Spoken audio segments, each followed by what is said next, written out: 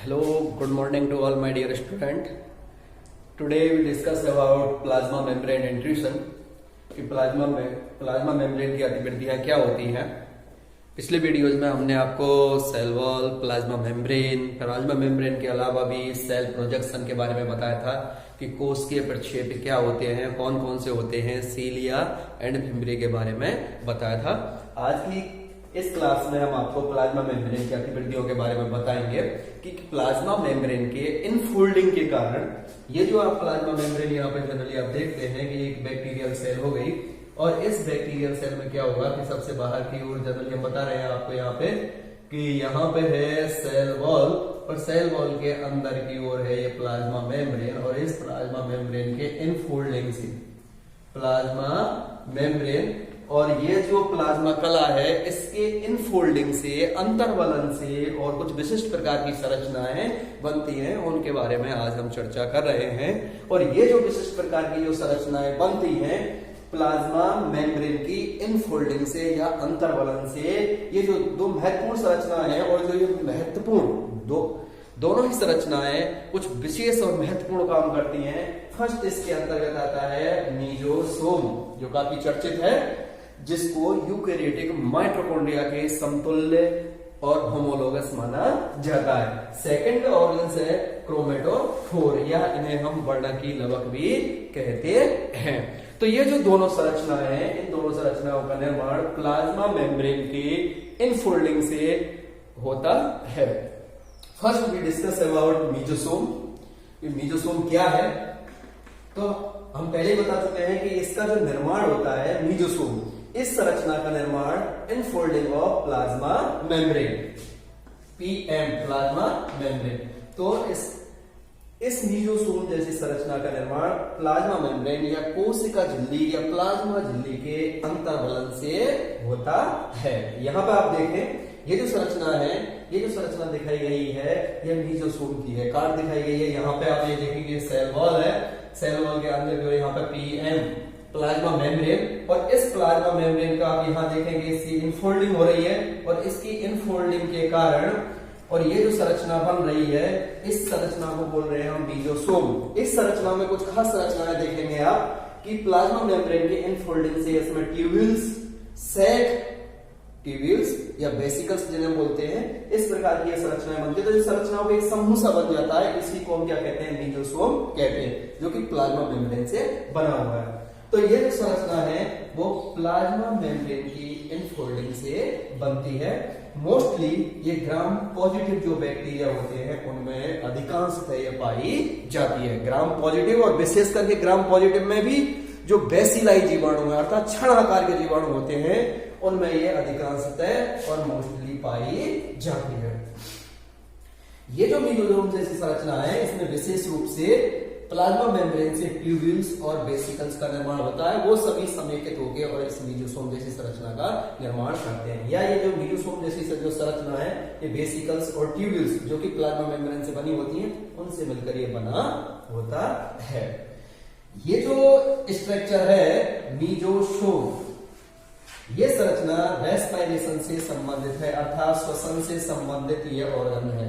ये जो संरचना बनी है ये श्वसन से संबंधित है और ये संरचना उन जीवाणुओं में अधिक पाई जाती है जो वायवीय श्वसन करते हैं अर्थात एरोबिक रेस्पिरेशन करते हैं। तो वायवीय श्वसन करने वाले जीवाणुओं में इसकी संख्या अधिक पाई जाती है। जैसे यहाँ पे एक एग्जांपल दे रखा है नाइट्रोसोमोनास। तो ये जो नाइट्रोसोमोनास है कीमोऑटोट्रॉफ बैक्टीरिया है, इसमें क्या है कि एक्टिव रेस्पिरेशन पाया जाता है, एक्टिव रेस्पिरेशन पाया जाता है। तो इस प्रकार के जीवाणुओं में जिनमें एक्टिव रेस्पिरेशन पाया जाता है उनमें मीजोसोम पाया जाता है। और ये मीजोसोम पे क्या होता है कि मीजोसोम क्योंकि ये प्लाज्मा मेम्ब्रेन के इनफोल्डिंग से बनाया और इस पर क्या है कि रेस्पिरेशन से संबंधित एंजाइम पाए जाते हैं, इसलिए ये श्वसन से संबंधित अंग के रूप में और ऑर्गन्स के रूप में काम करता है।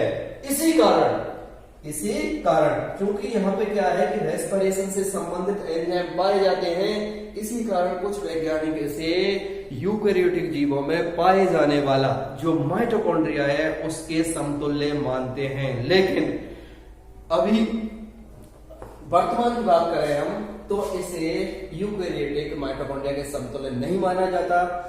इसके भी कुछ कारण है कि इसमें क्या है कि जो यूकेरियोटिक माइटोकॉन्ड्रिया होती है वो डबल मेम्ब्रेन होता है, अर्थात उसमें बाहरी झिल्ली पाई जाती है, जबकि इसमें बाहरी झिल्ली जैसी कोई संरचना नहीं पाई जाती। एक उसमें क्या होगा, जो आंतरिक झिल्ली है उस पर ईटीएस से संबंधित एंजाइम भी पाए जाते हैं, लेकिन यहां पे ऐसा कुछ नहीं है। इसमें क्या होगा कि जो श्वसन से संबंधित जो भी एंजाइम पाए जा रहे हैं वो संपूर्ण मीजोसोम की जो कला है तथा इसके साथ साथ जो सेल मेम्ब्रेन है, कोशिका झिल्ली जिसे हम कहते हैं, उस पर संपूर्ण रूप से वितरित रहते हैं, जबकि माइटोकॉन्ड्रिया में ऐसा नहीं होता, इसलिए उसके जैसा ऑर्गन इसे नहीं कहा जा सकता। हालांकि ये क्या करता है कि जो वायु शोषण करने वाले जीवाणु में एज ए रेस्पिरेटरी ऑर्गन के रूप में काम करता है, लेकिन उसके समतुल्य नहीं कहा जा सकता।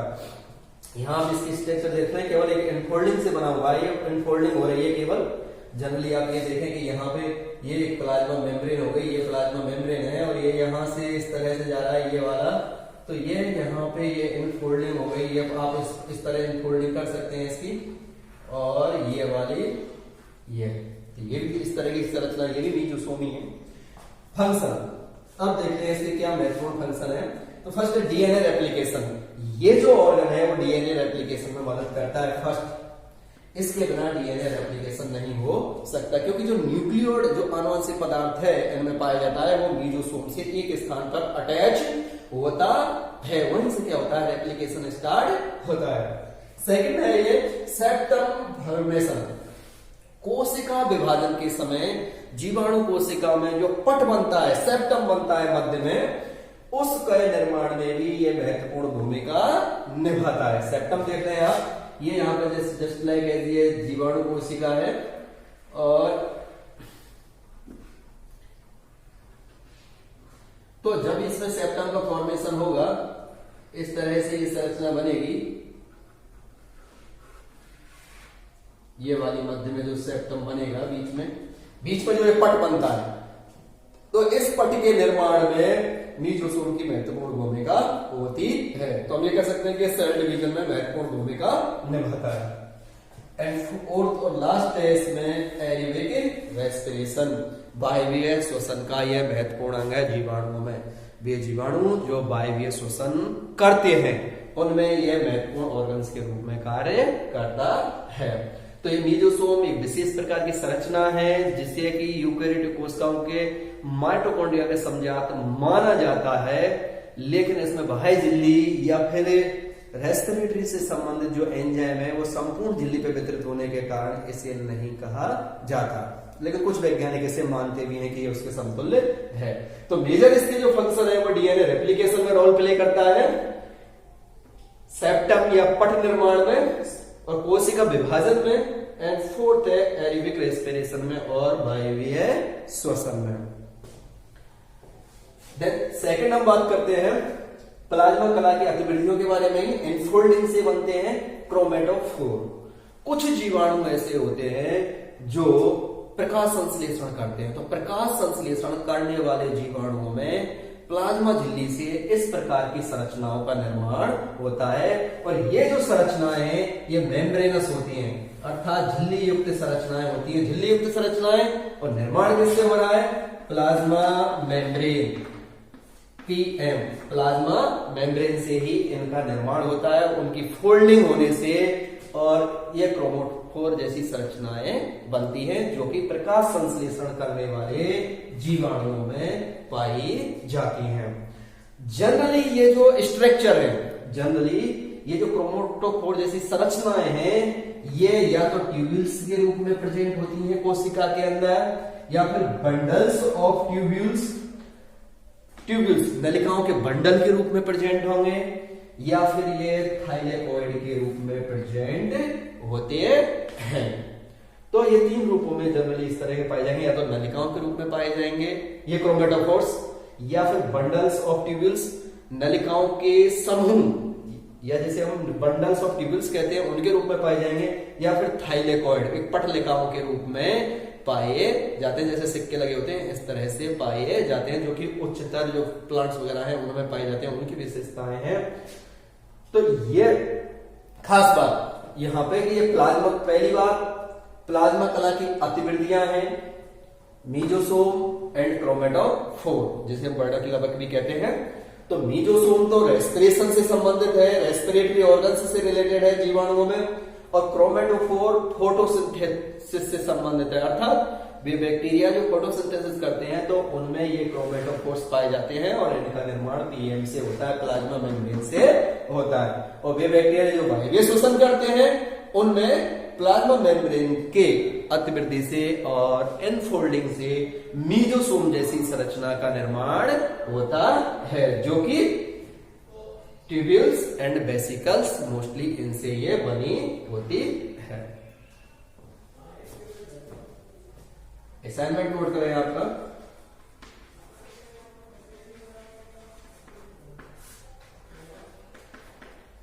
क्वेश्चन नंबर 1,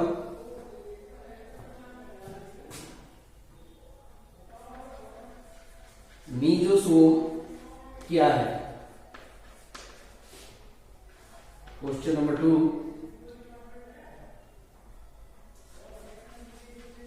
क्रोमेटोफोर क्या, क्रोमेटोफोर क्या है?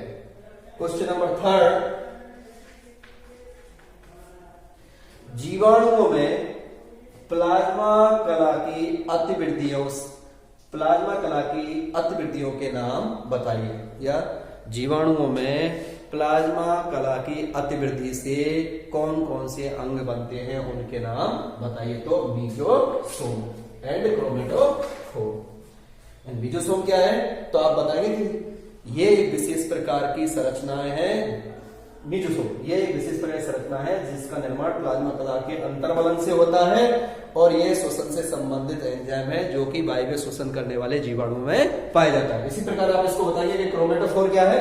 तो क्रोमेटोफोर के बारे में बताएंगे आप कि ये भी प्रकाश संश्लेषण करने वाले जीवाणुओं में यह संरचना पाई जाती है। इसका निर्माण प्लाज्मा मेम्ब्रेन के इनफोल्डिंग से या फोल्डिंग से होता है। Thanks to all my dear student for listening me.